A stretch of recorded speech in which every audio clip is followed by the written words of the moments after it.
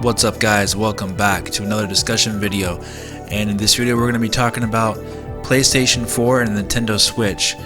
In January of this year I did a video. Let's take a look at what I said about Nintendo Switch momentum and the sales that they had so far. We're going to be talking about what's going on with the Nintendo Switch, and it broke the all-time record for fastest selling video game console in the United States at 4.8 million systems sold in 10 months. So that is faster than the Wii, PlayStation 2, and PS4. As far as recorded information, the Switch is the fastest selling console in the United States in history. So that is a huge deal when you think about it, in all the consoles throughout all of the generations, so dating back all the way to the Atari or whenever these things were kept track of like this. This is the fastest selling system. So that is quite a big accomplishment, and definitely congratulations to Nintendo are in order. And of course Nintendo fans are very excited about it as well. We all should be enjoying the success of every console because the competition dictates that we get better products the more that they improve. The more competition there is, the better products that we, the consumer, get to enjoy. So there's nothing wrong with saying, hey, congratulations Sony. There's nothing wrong with saying congratulations Microsoft. Nothing wrong with saying congratulations Nintendo on breaking records or whatever they do that's successful. There's nothing wrong with that. And remember that success is only relative to the here and now. What have you done for me lately is a common term in business, right? Nobody cares what you did before. They only want to know what you're doing right now and what you're doing in the next result, basically. So whatever sales that take place now are great. The result is great right now. The Switch is fantastic. But people tend to forget about that pretty quickly once perhaps a bad sales report comes out, you see. So momentum is key, consistency is key. Nintendo still has a lot of work to do to keep that momentum going in 2018. There's no doubt about it. The Switch is not perfect. There's a lot of flaws with this system that I have brought out obviously in 2017. I'm not going to lie about it and make excuses about it. They're there. The system is selling. Great. So can Nintendo keep the momentum going in 2018? That's what we're going to see. Obviously they're off to a great start right now. But remember, this industry is very competitive. So things could happen, you never know. And we'll be watching each and every month with the sales data to see how it's going. If things start going downhill for the Switch for whatever reason, it's going to be about what have you done for me lately in that moment, you see.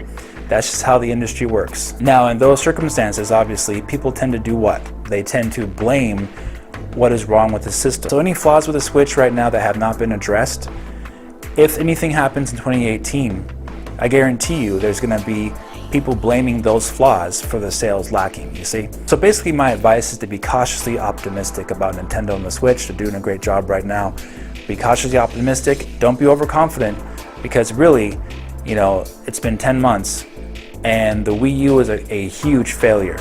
So it's been 10 months. Let's keep the momentum going first. Be cautiously optimistic and see what happens. So basically I was saying that Nintendo still had a lot of work to do all the way back in early January 2018. We didn't really have any idea at that time what Nintendo was going to be doing or trying to be doing to continue the momentum for the Switch throughout all of 2018. It was very unclear at that time. So the Switch was released in March 2017, and it went on to win a few NPDs, and then PlayStation won a few NPDs back and forth. There were some stock issues there for the Switch, and there was a huge June NPD for the PlayStation 4 in 2017 where they had a price cut, I believe, for that month, and it sold a lot of systems outselling the Switch at that time. And then the Switch went on to win the NPD for July, August, and September, October, and then the PlayStation 4 won November NPD, the holiday Black Friday NPD, basically, with a record-breaking month for them.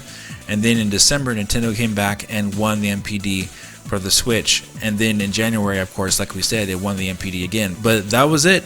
That's all Nintendo has won since then for the NPD. They have not been number one in sales since that time. But clearly the only thing we do know for a fact is that PlayStation 4 has been the runaway success of 2018. And the reasoning behind that is really because of the software. Because the PlayStation 4, the hardware is old. It came out at the end of 2013, coming on 5 years old, and the system is now obviously entering its final years, most likely going to be replaced by the PlayStation 5 in 2020. So it still has a few years left in it, but you guys have to admit that the lineup that Sony has stacked up for PlayStation 4 is very impressive. All throughout 2018, they've had game after game of big releases on the PlayStation 4 that are brand new games, you know, not old ports like the Switch has been having, but brand new games that have actually driven sales. And God of War obviously has been the biggest one that they've released in 2018. Many are considering it the game of the generation because of some of the things it was doing with its graphics and its gameplay. Just a step above the rest for God of War. A truly fantastic game, no matter what console you have or what fan you are of any company. That is one game you definitely should play if you're a fan of video games. And to be honest with you guys, Nintendo has been toying around with 2018. They were going to have some big hard-hitting releases, right? And so far they haven't really had that in 2018. I can't really name one game that's been really big, hard-hitting to sell consoles. Now we do have Octopath Traveler being rumored to being the #1 selling game for July 2018, and the Switch taking the NPD for 2018 as well. Now this is not confirmed yet as of this recording that the Switch did win the NPD for July. However, that wouldn't be too surprising considering that the lineup in July was nothing really big for that time. Just like how it usually is during this time of the year, July isn't really a month that's really big for huge games to be released. So Octopath Traveler, if it did win the NPD and the best-selling game, that is great news, and congratulations to Square Enix for having that game do so well in its first month. And of course, doing just like what we've been talking about, driving sales for the Nintendo Switch. That is exactly what the Switch has needed all throughout 2018, and so far, if this is true, that is the only game this year that has actually driven hardware sales for the Nintendo Switch. So you can see the point I'm trying to make here with this video. Big AAA games, big first-party games, big exclusives, they sell consoles. And since the Switch in 2018, besides possibly Octopath Traveler, has not had any software that has pushed the hardware sales really, the sales have not been really as explosive as 2017 was. And this has led to the momentum basically being cooling off for the system. And the more cooling off a system gets, the harder it gets to bring it back without some kind of huge selling game for the console. Now granted, we just mentioned Octopath Traveler for the Switch, but realistically we're talking about thus far in 2018, and thus far the momentum has in fact dropped for the Switch overall. Octopath Traveler may have increased Switch sales for 1 month. We'll have to see what happens the rest of the months. So while that is great news, we'll have to wait and see about that, and especially since the lineup that Sony has coming up soon, it's going to make it extremely difficult for the Switch to continue to win NPDs for the rest of the year, besides what they have coming up at the end of the year for the Switch.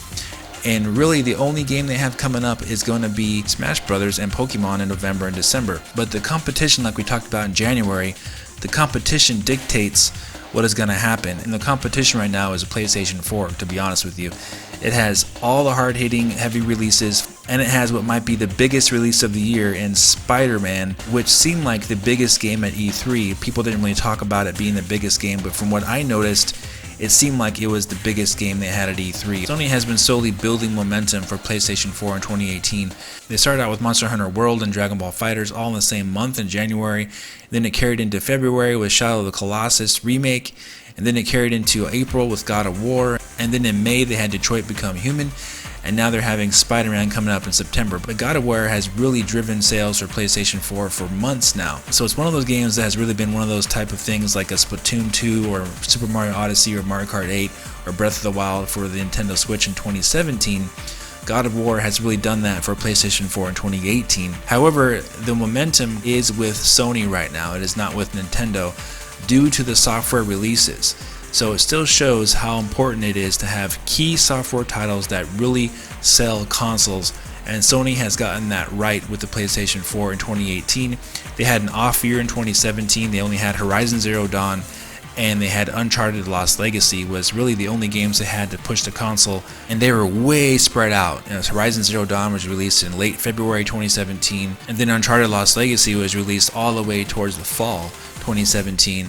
And it was really just like an expansion of the Uncharted 4. So that game really didn't push hardware sales of the PlayStation 4. So what Sony did in 2017 was have a huge drastic price cut to really boost momentum to PlayStation 4, because it seemed like they knew that as soon as 2018 came, they were going to be having some really big software releases that were going to drive sales, no matter if the PlayStation 4 was $200 or $300. They had these huge releases that were going to continue to drive that momentum. So Sony was smart in a business aspect by cutting the price of PlayStation 4 on Black Friday and that holiday weekend to $199 if you recall, and they also were offering Horizon Zero Dawn for $20 during that time. It was a crazy deal, and they set an all-time record for most Sony PlayStation consoles sold in the month of November, I believe, in the history of PlayStation. And like I said, that momentum just kept going, and here we are now, obviously, with the PlayStation 4 continuing that momentum with its software, not necessarily with the price cutting of the console. Now, since you have seen that the Switch has not been winning the NPD awards, you are starting to see deals being offered at Best Buy, Walmart, and other places that are offering free games when you purchase the Nintendo Switch. They obviously are not selling as fast as they did in 2017. Otherwise, you wouldn't be seeing sales of the console with these bundles to boost sales during the usual typical slow summer months that we're in. And quite possibly, these bundles and sales of the Switch have in fact helped the Switch sell better in July, which of course is what we're talking about being rumored for the system selling better. So Nintendo may try to continue these sales of the Switch or these bundles or discounts on games when you purchase the Switch going forward to combat the lineup of the PlayStation 4. But of course, we shall see if that continues substantially over the next few months up until Black Friday. But the biggest difference for Nintendo Switch overall in 2018 versus 2017 is they had first-party releases every single month, huge system selling software, and they were pumping out Switch systems in the holiday like nobody's business, selling like crazy. And now all those big heavy hitters have basically stopped being released, and now they don't have anything that is going to drive huge system sales. And we have that rumored new Super Mario Bros. U port coming to the Switch. The new Super Mario Bros. Series is quite frankly played out and boring in my opinion. The gameplay is top notch, of course, platforming's fun. The art style has always been very subdued, very simple, very lackluster in my opinion, and I never liked the music in the new Super Mario Bros. Series myself personally. I thought Super Mario Maker was a fantastic game and much better than any of the new Super Mario Bros. Games that they had, and I thought that they were done with the new Super Mario Bros. Series after the Wii U version came out in 2012, but it looks like they're going to try to release that game for the holiday as a stopgap game to help out with sales of hardware with Pokemon Let's Go Pikachu and Eevee and Smash Bros. So that's where we are right now in 2018. Sony has successfully taken back the momentum from Nintendo, and we shall see if Nintendo can step up to the plate and take the momentum back from Sony and put it on their side in November and December of 2018 with Pokemon and Smash Brothers.